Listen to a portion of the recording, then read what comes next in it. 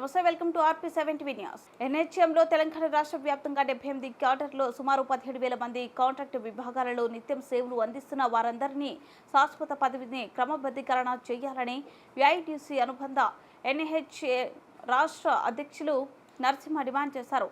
AITUC అనుబంధ జాతీయ ఆరోగ్య మిషన్ కాంట్రాక్ట్ మరియు అవుట్సోర్సింగ్ యూనియన్ ఉమ్మడి కరీంనగర్ జిల్లా శాఖ సమావేశం జగిత్యాలలోని ఆత్మారాం ఫంక్షన్ హాల్లో ఏఐటీయూసీ నాయకులు సుతారి రాములు, కడారి రాములు, ఎండి ముక్రాం సారథ్యంలో నిర్వహించారు. ఈ కార్యక్రమంలో నరసింహ ప్రసంగిస్తూ ఎన్హెచ్ఎం పరిధిలో విధులు నిర్వహిస్తున్న ఆల్ క్యాడర్ ఉద్యోగులను రెగ్యులైజేషన్ చేయాలని, సమాన పనికి సమాన వేతనం చెల్లించాలని, 2015 నుండి 2024 వరకు ఆల్ క్యాడర్ ఉద్యోగులకు 510 జీవో ప్రకారం వేతనం చెల్లించాలని, పెంచాలని, ఎన్హెచ్ఎం పరిధిలో చాలా సంవత్సరాలుగా సేవలు అందిస్తున్న ఆల్ క్యాడర్స్ ఉద్యోగులకు ఉద్యోగ భద్రత కల్పించే హెల్త్ కార్డులు ఇవ్వాలని, హెల్త్ ఇన్సూరెన్స్ సౌకర్యం ప్రతి ఉద్యోగికి మరియు వారి కుటుంబ సభ్యులకి ఆరోగ్య పరిరక్షణ కల్పించాలని, రెగ్యులర్ ఉద్యోగాలతో సమానంగా మూల వేతనం చెల్లించాలని డిమాండ్ చేశారు.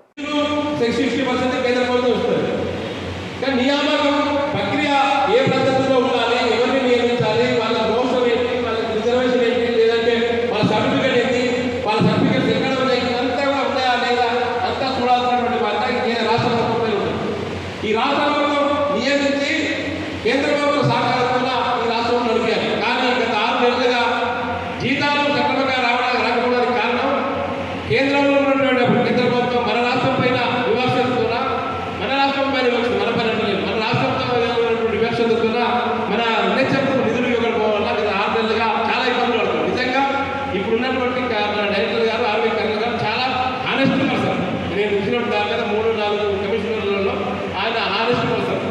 మన జీతాల కోసం ఆయన ఎంత కష్టపడాడంటే ప్రతిరోజు కష్టపడి ప్రతిరోజు ఆయన జీతం కోసం కూడా కష్టపడేది పద్ధతిలో ప్రతిరోజు సెక్రటరీ తిరిగి జీతాలు ఇప్పించాలన్నటువంటి దుర్గతి రాష్ట్రంలో ఏర్పడింది. ఎందుకంటే 60% ఇవ్వాల్సినటువంటి కేంద్ర ప్రభుత్వం ఇవ్వకపోవడం వల్ల ఆ పరిస్థితి ఏర్పడింది.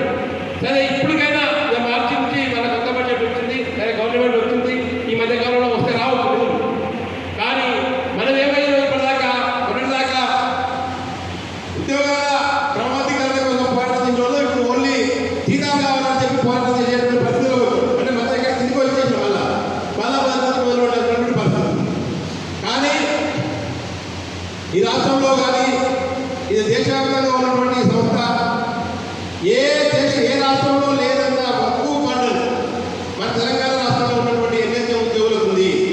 ఎందుకంటే రకరకాల యాప్లు మన పైన నెట్టి అనేక ఇబ్బందుల్ని ఎన్హెచ్ఎం స్కూల్లో పనిచేస్తున్నటువంటి ఉద్యోగుల్ని వాళ్ళు ప్రభుత్వం క్రియేట్ చేస్తాం. ఎందుకంటే కొన్ని కేంద్ర ప్రభుత్వం యాప్లు, కొన్ని రాష్ట్ర ప్రభుత్వ యాప్లు సేమ్ ఇష్యూస్ ఏమైనప్పటికీ కూడా